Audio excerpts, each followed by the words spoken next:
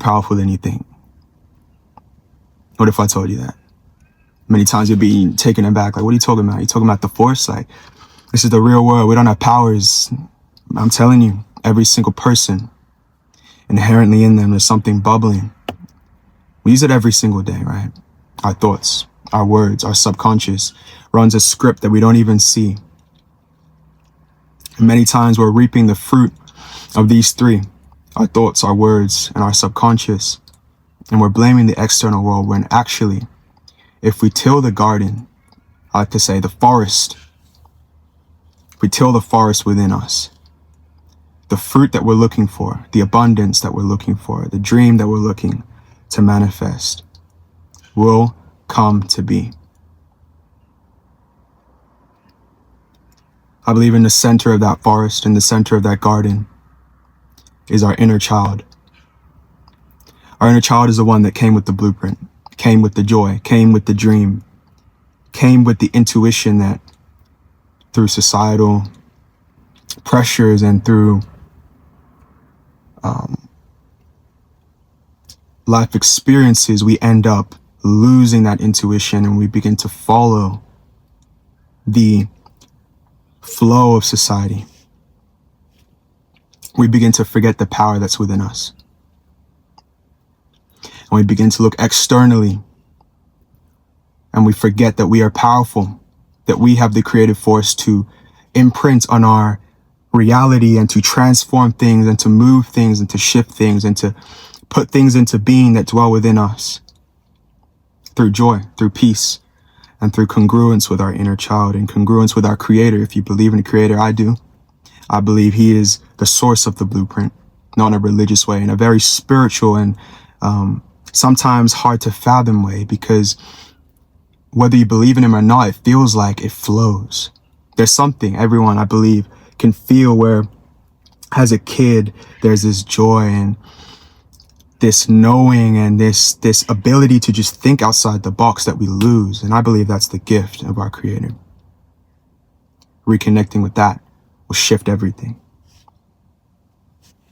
There's this African proverb that I found today. It says, when there's no enemy within you, the enemies outside you cannot hurt you.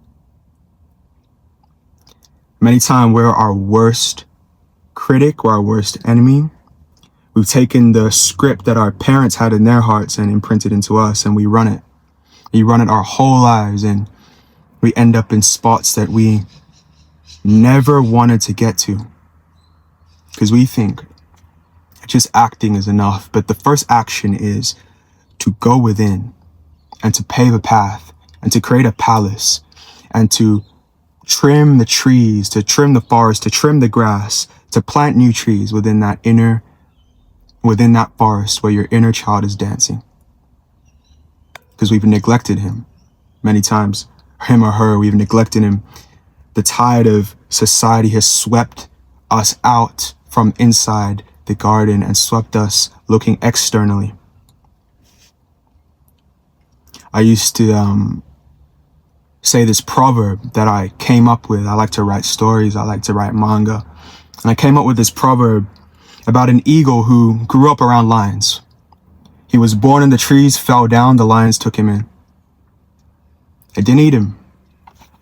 And all through his life, the eagle looked at the lions and tried to copy the way they hunted, the way they lounged, the way they lived. Couldn't find itself successful. The other lions used to pick on the eagle, push it around. The eagle didn't know who he was. One day another eagle comes and is perplexed. He's looking at this eagle who has wings to fly, talons to hunt, a beak.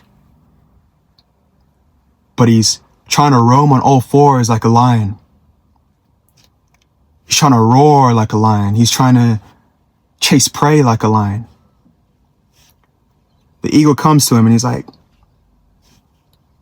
what are you up to? What are you doing? Is this a skit? Like, are you doing play here? Like, what is this? Why aren't you using your wings? Why aren't you using your talons? Why aren't you using your beak? The first eagle looks at the other eagle and says to him, I'm a lion. What are you talking about? Like, this is how we hunt. We roam on all fours. We We chase the bulls, we chase the zebras. Like, what are you talking about? The eagle looks at him. He thinks it's a joke. He says, come with me. Let me show you something. He takes him to the riverbank, and they both look in. The first time in its life, the first eagle realizes it's not a lion. And the second eagle says to him, let me teach you how to fly. I use that analogy, the first eagle representing us now, the second eagle representing our inner child, the lions representing society and the flow of society that sweeps us and doesn't teach us identity, but teaches us how to survive and how to fit in and how to conform. And it's in that journey of going within and talking to our inner child and asking him, like, what's the blueprint?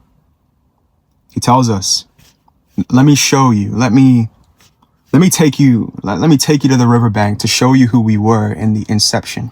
Let me show you the joy we had, the peace we had, the ability to dream, and let me show you how to speak that into existence, how to think that into existence, how to be free. At that point, I think it's on us to begin to speak that over ourselves, to begin to meditate on that until the point that it seeps into our subconscious mind and the scripts of society get displaced. That the weeds in the forest get displaced, and the only thing that's left is the inner child, and you dancing with the inner child, manifesting, making that dream happen, making what you were born to catalyze happen, because I need it. You need what I have, and I need what you have. What you have is special. What you have is your community. It will change your community. It will cement you in this inner confidence. It will help you to love yourself. It will give you purpose. We're all searching for it. What's my purpose? We're looking externally, like the eagle, looking at the lions. That's how he hunts. So I think I'm supposed to hunt like him. But it's only when we sit and we journal and we sit in the silence with the inner child and with the creator, if you believe in one. And we churn through these things. And we fight the false image. And we let the inner child tell us what it is. Because truth, I believe, is inherently engraved into us. Like, from our birth, we know who we are, but we lose it. If that's true, we can find it again. But it's going to take work. And I'm still in the process of figuring that out. But I went on a journey. It's been 2-3 years now, just really sitting with myself and trying to figure out who I was and who I am. And every day there's something else that needs to drop off and something else that I rediscover that I'm like, yeah, this was me. Like, and then there's things that I don't even need to rediscover that I find out. And it's all within this dance inside me, internally. And it's in this dance it becomes joyful. It's every day's another adventure, and every day's another chapter of the book. I love this scripture in the Essene Gospel of, I think it's the Essene Gospel of Peace. It talks about, it's the Essene book of Revelation. It talks about how there is always, that in every single person, there is a blank page, always ready to inscribe a new chapter. Always ready to inscribe a new chapter, always ready to start anew, always ready to do something new, always ready to discover or rediscover what was already written. Every day is a new chapter. I remember watching Kung Fu Panda when I was younger. Beautiful movie. Like, just the themes of that movie. I think what the main theme that stuck out to me was when Po, first of all, let's take it back to Tai Lung. He grew up as a martial artist, trained under Shifu and Oogway. All his life, he had this goal placed on him by Shifu to become the dragon warrior. He set his life at that course, and then Uwe looks at him and says, "Nah, it's not you." Breaks him. He destroys the valley and gets caged. Then we have Poe.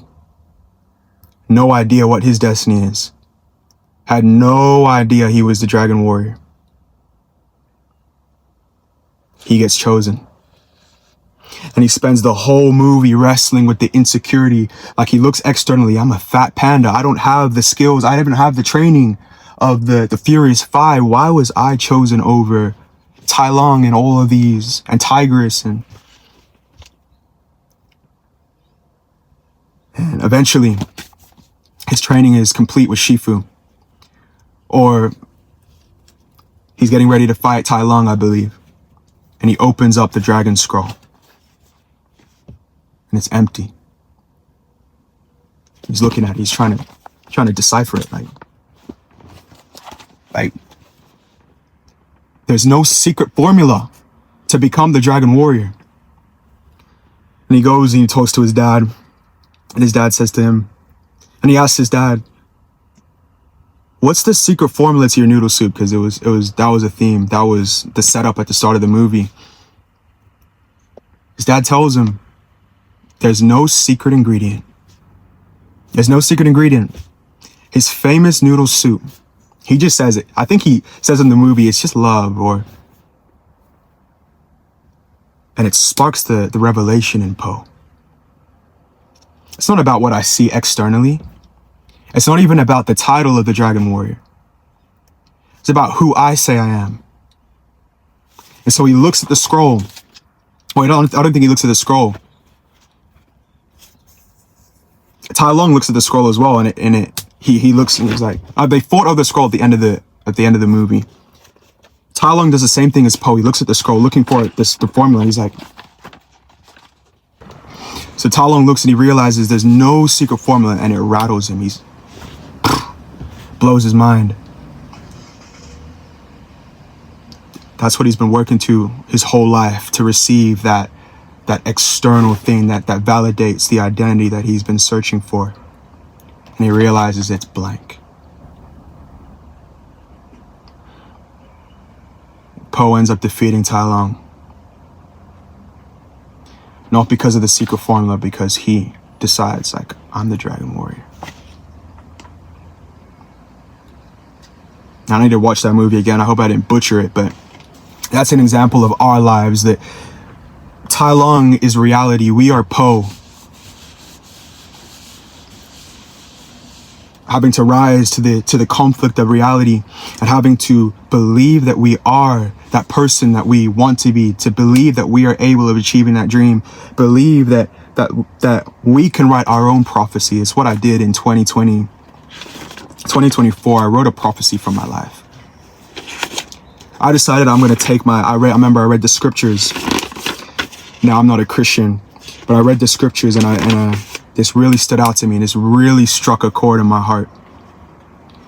It said, life and death is in the power of the tongue, that you'll eat the fruit of it. And it also said, out of the abundance of the heart, the issues of life flow. So there's two things there that I took and I applied, and I wrote a prophecy in my life. At first, I did it with I am statements, like, I am this, and I have achieved this, and I didn't see the fruit of it. But then I took the pen and I decided, I'm a storyteller. I like writing stories and parables and plotting out world building. So I wrote a story of my life, as if it had already happened, as if my grandchild was looking back at my life. And I wrote the valiant things I did, and the trials that I overcome, and the trials of my childhood that I overcame, and reconnecting with my inner child, and finding a beautiful wife and my kids. And I wrote this, and I read it. It's here. I'm not going to show it to you, but I'm going to read it right now, and you're going to see my experience. And I read it.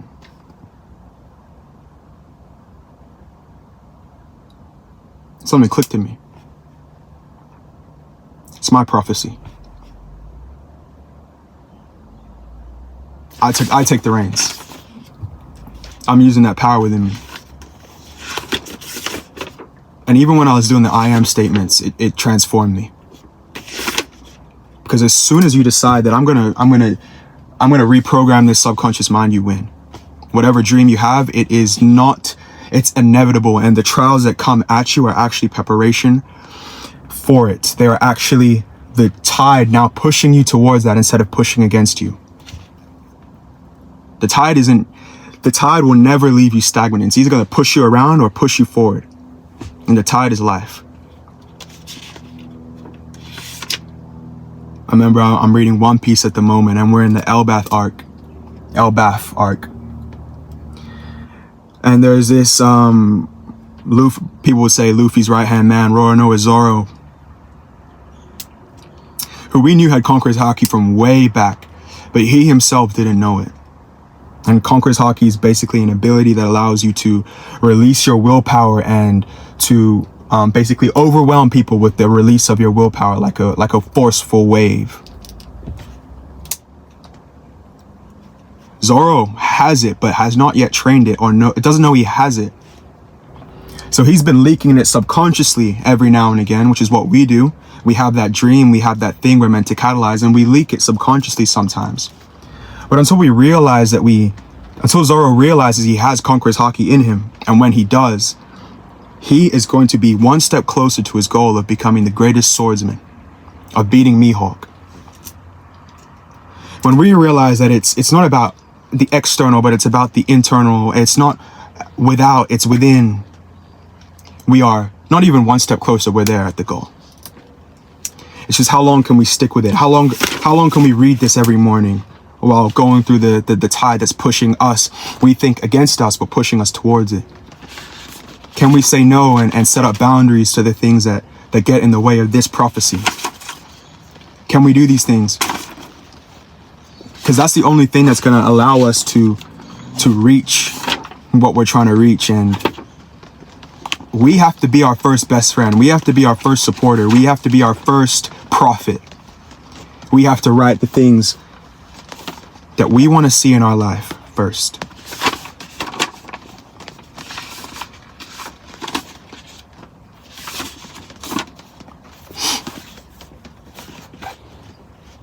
And then I remember Luffy. He didn't know he had it in pre-time skip. And then time skip.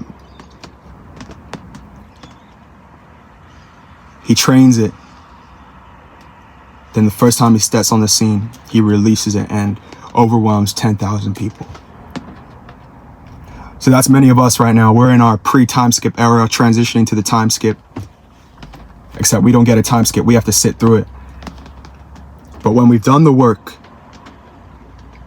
and we've drowned out the outside voices, and we've listened, we've danced in that forest with our inner child, and we've fought the first enemy, which is us, and we've decided that we're not going to speak anything out of our mouth or we're going to cast down these thoughts that tell us anything else that get in the way of the dream.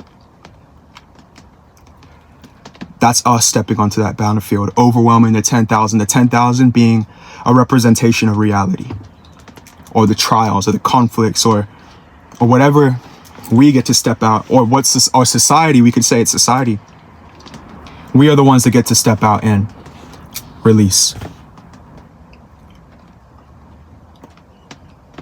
And how beautiful is that? And you begin to see the fruit of your labor, because it is a painful process. It's never an easy process to become your hero, to become the main character. We love watching the stories of the main. We love watching Kung Fu Panda and on One Piece and Star Wars and Marvel.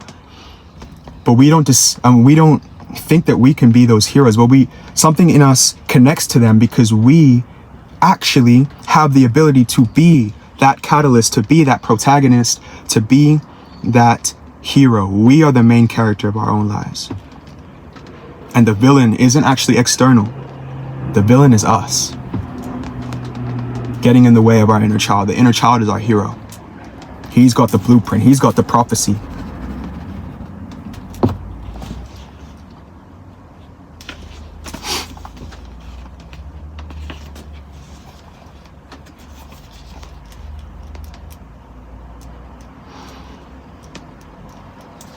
Life happens from us, not to us. I don't know who said that quote, but I hear it all the time, but it's true. You can plow through quotes to find it. It's like the African proverb, I'll say it again. If there's no enemy within us, the enemies outside us can't do nothing, can't do anything to us. And that's a beautiful thing about life. When we realize we were actually born with the crown and the scepter, but we put it down, we put down the crown because we don't know the power of it. We don't know that we have it. We don't know we have the conqueror's hockey. We don't know that the scroll of the dragon warrior is actually blank and it's up to us to fill it in, to write the prophecy of our lives. We don't know this. I didn't know this, and I'm still working through this. And so what this video is I'm lending out my hand. Let's do this together. Let's figure this out together. Let's write this prophecy for our lives together, and let's catalyze what we need to catalyze, because I need what you have, and you need what I have. And I need what she has, and he has, and he has, and he has, and I need it. We need it to build this better society that we keep thinking is impossible, to push back against the forces of whoever is the force pushing against us. We can push back against it. As long as we first quell this, we're good. We're good.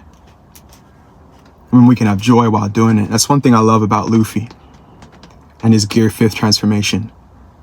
He's boxing up tyrants with a smile on his face, just having fun with it. That's us. It struck a chord with me when I saw that. Really, that was really a catalytic moment, seeing Gear 5th. If you don't know what I'm talking about, search it up. Go look at a YouTube video. If you don't watch One Piece, go look at the Gear 5th fight against Kaido. Go search that up. And if you're not into anime and all that, go search up this quote and write it down. Go write it down on a board. But the enemy within, defeat that. The enemy outside, it's done for. So hey, I appreciate you sticking around, watching the video to the end. I hope my words didn't just bounce off. I hope they sunk in your heart and awakened something. And I hope your inner child grabbed it and as a microphone and screams it at you every single day. It says, come play with me. Let's figure this out. Let's do this together. And that you go down there and you stick it through the silence, through the journaling, through the overcoming of the traumas, of the pains that inner child went through. And you say, I'm going to be by your side this time. So thanks for watching. Like, subscribe, comment your thoughts. Comment if this resonated. I got so much more to talk about. This channel is going to be like my, I don't want to say journal, but it's going to be like my journal and plus invitations. These are letters. These are letters to my brothers and sisters behind the screen, whoever you are. I feel the heart. I feel the radiance. I feel the connection, the congruence. Can't wait to see your dream. Can't wait for you to see mine. Peace.